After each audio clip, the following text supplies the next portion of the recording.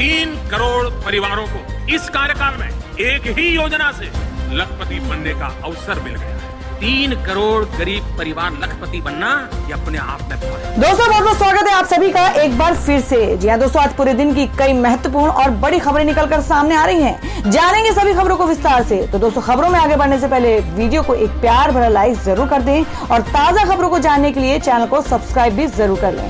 तो देखते हैं पहली बड़ी खबर क्या निकल कर आ रही है। 94 साल के हुए आडवाणी, उपराष्ट्रपति पीएम मोदी, अमित शाह और राजनाथ सिंह ने घर जाकर दी बधाई। जी आपको बता दें कि प्रधानमंत्री नरेंद्र मोदी और कई वरिष्ठ नेताओं ने सोमवार को भारतीय जनता पार्टी भाजपा के नेता लाल कृष्ण आडवाणी को जन्मदिन की बधाई दी। सबसे लंबे समय तक सेवा करने वाले आडवाणी 94 साल के हो गए हैं। जी आपको बता दें पीएम मोदी ने देश और पार्टी के लिए आडवाणी के योगदान की सराहना की। उन्होंने ट्विटर पर कहा कि आदरणीय आडवाणी जी को जन्मदिन की बधाई, उनके लंबे और स्वस्थ जीवन के लिए प्रार्थना, लोगों को सशक्त बनाने और हमारे सांस्कृतिक गौरव को बढ़ाने की दिशा में उनके कई प्रयासों के लिए राष्ट्र उनका ऋणी है। उनकी विद्वता और समग्र बुद्धि के लिए भी व्यापक रूप से सम्मानित किया जाता है। प्रधानमंत्री ने रक्षा मंत्री राजनाथ सिंह, केंद्रीय गृह मंत्री अमित शाह और भाजपा अध्यक्ष जेपी नड्डा के साथ यहां तक कि भाजपा के दिग्गज नेता से उनके घर जाकर मुलाकात की। और राजनाथ सिंह ने आडवाणी को एक प्रेरणा और मार्गदर्शन बताया और कहा कि उनकी गिनती उन सबसे सम्मानित नेताओं में होती है जिनकी विद्वता, दूरदर्शिता और बुद्धि को हर कोई स्वीकार करता है। केंद्रीय राजमार्ग मंत्री नितिन गडकरी ने भी आडवाणी को प्रेरणा बताया। गडकरी ने सोशल मीडिया प्लेटफॉर्म पर कहा कि भारतीय जनता पार्टी के वरिष्ठ नेता हमारे प्रेरणास्पद आदरणीय श्री लालकृष्ण आडवाणी जी को जन्मदिन की शुभकामनाएं। मैं ईश्वर से प्रार्थना करता हूं कि आप स्वस्थ रहें और लंबी उम्र जिए।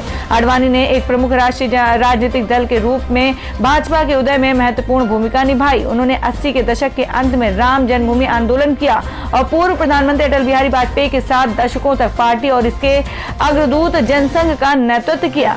भाजपा अध्यक्ष जेपी नड्डा ने पार्टी को जन जन तक पहुंचाने और देश के विकास में अहम भूमिका निभाने के लिए दिग्गज नेता की प्रशंसा की। उनके लंबे और स्वस्थ जीवन की कामना करते हुए उन्होंने कहा कि आडवाणी करोड़ों पार्टी कार्यकर्ताओं के लिए प्रेरणा थे। आर्यन खान के लिए शाहरुख खान की मैनेजर पूजा डडलानी ने की 18 करोड़ रिश्वत की डील, सबूत मिलने के बाद समन। जी आपको बता दें कि आर्यन खान ड्रग्स केस में शाहरुख खान की मैनेजर पूजा डडलानी पर इसी केस के सरकारी गवाह प्रभाकर सैल ने आरोप लगाया कि इस केस में आर्यन की गिरफ्तारी के बाद उन्हें छोड़ने के लिए 26 करोड़ की रिश्वत मांगी गई और 18 करोड़ पर डील तय हुई थी। प्रभाकर सैल ने दावा किया था कि उन्होंने शाहरुख खान की मैनेजर पूजा डडलानी को सैम डिसूजा और केपी गोसावी से बात करते हुए सुना। आर्यन खान ने अपने हलफनामे में इन आरोपों को नकार दिया, लेकिन अब एसआईटी ने पूजा डडलानी को सीसीटीवी फुटेज में सैम डिसूजा और केपी गोसावी से कुछ बातचीत करते देखा है, जिसके बाद पूजा डडलानी को पूछताछ का समन भेजा गया है। जी आपको बता दें कि प्रभाकर सैल ने एक हलफनामा सार्वजनिक किया है जिसमें साफ था कि केपी गोसावी और सैम डिसूजा ने आर्यन को छोड़ने के लिए 25 करोड़ मांगे थे और 18 करोड़ में डील फाइनल हुई थी, जिसमें से 8 करोड़ समीर वानखेड़े ने लेने थे। तुरंत ही केपी गोसावी को 50 लाख रुपए भी पहुंचाए गए, जिसका बैग खुद प्रभाकर ने पहुंचाया था। प्रभाकर का कहना था कि उन्हें समीर वानखेड़े से जान का खतरा है। हालांकि केपी गोसावी की गिरफ्तारी के बाद एनसीबी की ओर से कहा गया कि केपी गोसावी और सैम डिसूजा एनसीबी के अधिकारी बनकर शाहरुख खान और उनकी मैनेजर को बेवकूफ बनाना चाहते थे और ये पैसे लेकर फरार होने वाले थे। इस केस के मुख्य गवाह थे प्रभाकर सैल इस केस से जुड़े एक और आरोपी केपी गोसावी का बॉडीगार्ड था। प्रभाकर का कहना है कि एनसीबी ने 2 अक्टूबर को उन्हें गवाह बनाया, लेकिन खाली पंचनामे पर साइन करवाया था। 10 पन्नों का ये पंचनामा पूरी तरह कोरा था और प्रभाकर से इस पर साइन करवाया गया। प्रभाकर ने एक हलफनामा जारी करते हुए उस दिन का सारी घटना का ब्यौरा दिया। दिल्ली के मजदूरों के लिए खुशखबरी, केजरीवाल सरकार ने बढ़ा दिए मजदूरों के वेतन। यहाँ बताते हैं क्या है नई दरें। जी आपको बता दें कि दिल्ली सरकार ने दिवाली बाद देश की राजधानी में काम कर रहे मजदूरों के वेतन में इजाफा कर उन्हें बढ़ी हुई मुश्किलों की खुशखबरी दी है। और ऐसे में महंगाई भत्ते में बढ़ोतरी के बाद अनस्किल्ड कैटेगरी में मजदूरों का मासिक वेतन 15,908 से बढ़कर 16,064 रुपए हो गया है और सेमी स्किल्ड कैटेगरी में मजदूरों को अब 17,537 से बढ़कर 17,693 रुपए मिलेंगे मैट्रिक लेकिन गैर स्नातक कर्मचारियों का मासिक वेतन 19,291 से बढ़ाकर 19,473 रुपए और स्नातक और इससे अधिक शैक्षणिक योग्यता वाले मजदूरों का मासिक वेतन 20,976 से बढ़ाकर 21,184 रुपए कर दिया गया है। वेतन की ये नई दरें 1 अक्टूबर से लागू की गई हैं और दिल्ली में मजदूरों को मिलने वाला न्यूनतम वेतन देश के अन्य किसी भी राज्य की तुलना में अब सबसे अधिक है। दिल्ली के मुख्यमंत्री मनीष सिसोदिया, उप मुख्यमंत्री मनीष सिसोदिया ने सोमवार को दिल्ली के अकुशल, अर्धकुशल और अन्य श्रमिकों का महंगाई भत्ता बढ़ाने का ऐलान किया है और साथ ही सिसोदिया ने सभी श्रमिकों और कर्मचारियों को बढ़ी हुई दर के साथ भुगतान सुनिश्चित करने का भी निर्देश दिया है। यूपी में छठ महापर्व पर 10 नवंबर को रहेगा सार्वजनिक अवकाश, सीएम योगी ने की घोषणा।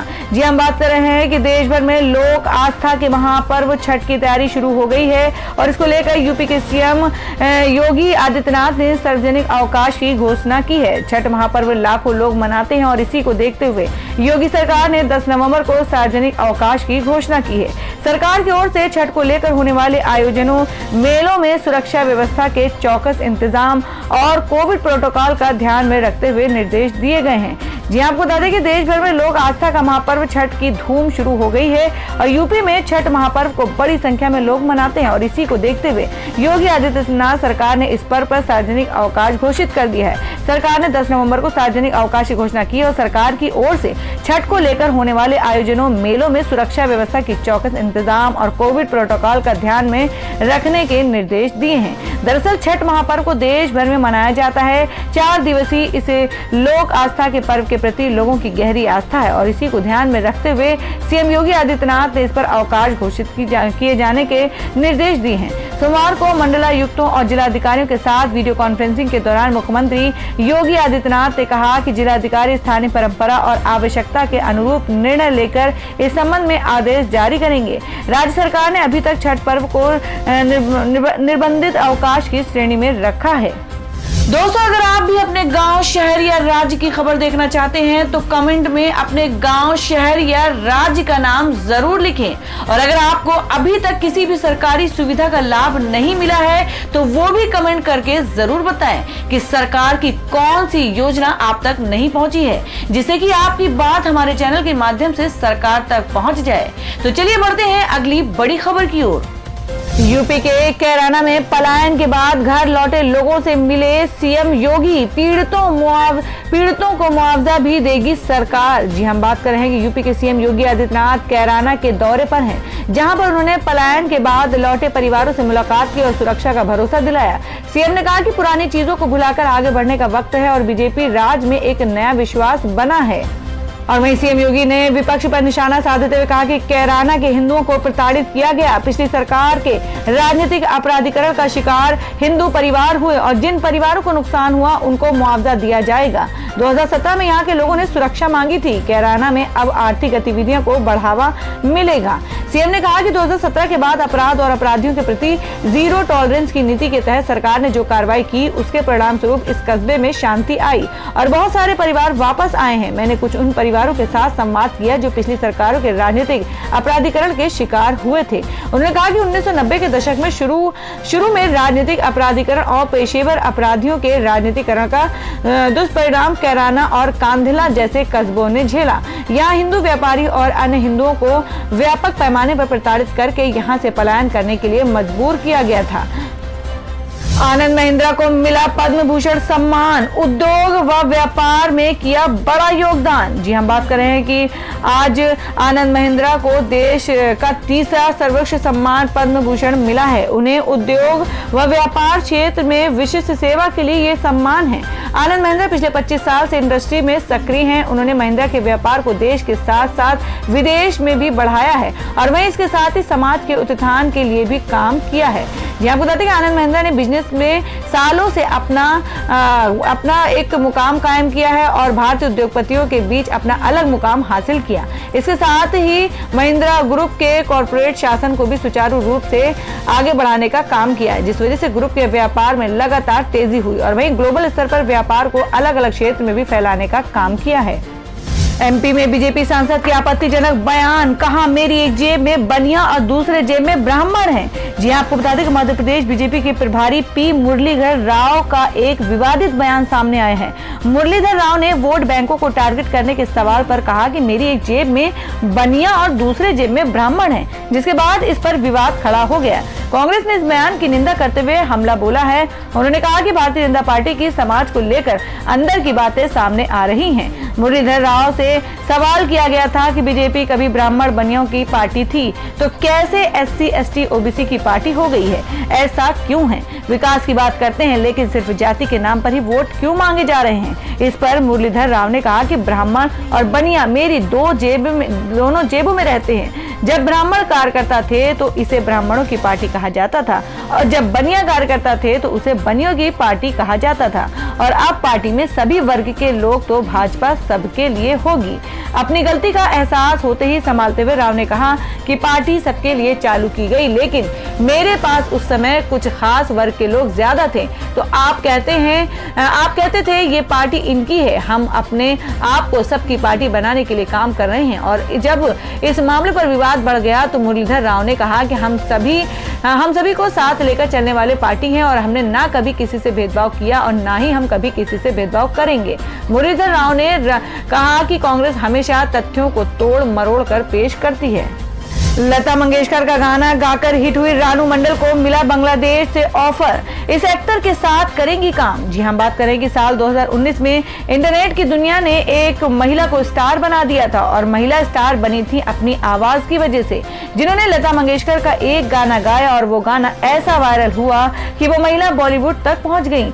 जी हम बात कर रहे हैं राना घाट के बेगोपारा की रहने वाली रानू मंडल की, जो अब बांग्लादेशी फिल्म इंडस्ट्री में कदम रखने जा रही हैं। जी हाँ, दरअसल रानू मंडल बांग्लादेश की फिल्मों के लिए 2 गाने गा रही हैं, जिन्हें बांग्लादेशी हीरो और सोशल मीडिया पर स्टार अशरफुल अलोम सईद उर्फ हीरो अलोम द्वारा निर्मित किया जा रहा है। 3 नवंबर को हीरो अलोम ने फेसबुक पर रानू मंडल के साथ हुई बातचीत की एक क्लिप शेयर की थी और इस क्लिप के साथ ही उन्होंने ये बताया था कि रानू मंडल उनके साथ काम करने जा रही हैं। जी आपको बता दें कि अलोम ने इस वीडियो में बताया था कि रानू मंडल उनकी 2 फिल्मों के लिए गाना गाएंगी और ये फिल्म 20 नवंबर को आएगी। आपको बता दें कि रानू मंडल और अलोम की बातचीत वाले वीडियो को अभी तक के 5 लाख से ज्यादा लोग देख चुके हैं और 2000 से अधिक लोग इस पर कमेंट भी कर चुके हैं। भीम आर्मी चीफ चंद्रशेखर ने किया योगी आदित्यनाथ के खिलाफ चुनाव लड़ने का ऐलान, बोले जीतने नहीं दूंगा। जी हम बात करें कि उत्तर प्रदेश में 2022 विधानसभा चुनाव को लेकर सरगर्मियां तेज हो गई हैं। राजनीतिक पार्टियों के गठबंधन के साथ साथ नेताओं के इधर से उधर जाने का सिलसिला जारी है। चुनावी यात्राएं निकाली जा रही हैं तो जनसभाओं के जरिए वोटर्स को अपने पक्ष में करने की कोशिश हो रही है और इस बीच भीम आर्मी चीफ चंद्रशेखर आजाद ने ऐलान करते हुए कहा कि वे मुख्यमंत्री योगी आदित्यनाथ के खिलाफ चुनाव लड़ेंगे और इसके अलावा भीम आर्मी चीफ ने मायावती की बसपा से भी गठबंधन की इच्छा जताई। जी आपको बता दें चंद्रशेखर आजाद ने एक न्यूज चैनल से बात करते हुए कहा कि मैंने फैसला किया है कि मैं यूपी में मुख्यमंत्री योगी आदित्यनाथ के खिलाफ चुनाव लड़ूंगा।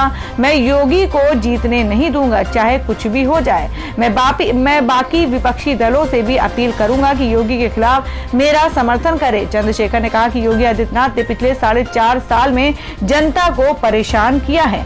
भीम आर्मी चीफ ने कहा कि मैं चाहता हूं कि हमारा गठबंधन मायावती के बीएसपी के साथ हो। हम नहीं चाहते कि बहुजन वोट बढ़ जाए। मैंने लोकसभा में कहा था कि मोदी जी के खिलाफ लड़ूंगा, लेकिन तब मेरा दल नहीं था। मुझे पता है कि बहन जी मुझे पसंद नहीं करती। हमें हर हाल में बीजेपी को यूपी में रोकना होगा। स्पाइस जेट ने अपने यात्रियों को दी बड़ी सुविधा, अब किश्तों में कर सकेंगे हवाई टिकट का भुगतान। जी आपको बता दें कि स्पाइस जेट के यात्री अब किश्तों में टिकट का पेमेंट कर सकेंगे। एयरलाइन ने सोमवार को एक नई योजना शुरू की और जिसके तहत यात्री टिकट के लिए 3, 6 या 12 किश्तों में भुगतान कर सकेंगे। विमानन कंपनी ने बताया कि शुरुआती ऑफर के तहत ग्राहक बिना किसी अतिरिक्त लागत, बिना ब्याज के 3 महीने के EMI के विकल्प का लाभ ले सकेंगे। तो दोस्तों ये थी अब तक की सभी बड़ी खबरों की अपडेट्स। टुडे ब्रेकिंग न्यूज और लेटेस्ट खबरों को देखने के लिए हमारे चैनल को सब्सक्राइब जरूर कर लें, वीडियो को लाइक और शेयर भी जरूर कर दें अपने दोस्तों और रिलेटिव्स के साथ। तो दोस्तों फिर मिलेंगे काम की खबरों और सरकारी योजनाओं की एक और नई वीडियो के साथ। तब तक के लिए धन्यवाद दोस्तों।